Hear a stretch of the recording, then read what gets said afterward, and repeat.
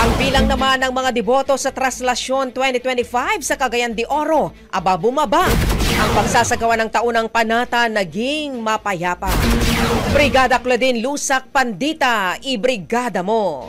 Brigada Live Report. Bumaba ang bilang ng mga debotong dumagsa sa traslasyon ng Poong Nazareno ngayong taon dito sa lungsod ng Cagayan de Oro. Ayon kay Cagayan de Oro City Police Office spokesperson, Police Lieutenant Colonel Ivan Viñas, ang pagbaba ng turnout ay dahil sa pagkakaroon ng mga kapistahan ng Nazareno sa iba't ibang lugar sa Mindanao na nagbigay daan para sa mga deboto na dumalo sa mga lokal na prosesyon.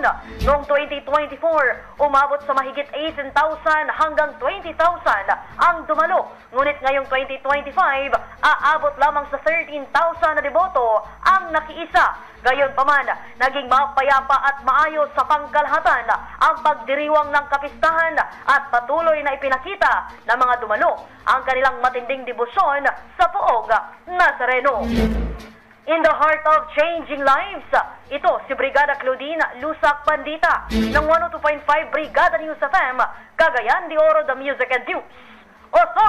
Ang bahaging ito ay hatid sa atin ng Guard C Plus with Zinc Capsule. Always protektado ang kalusugan.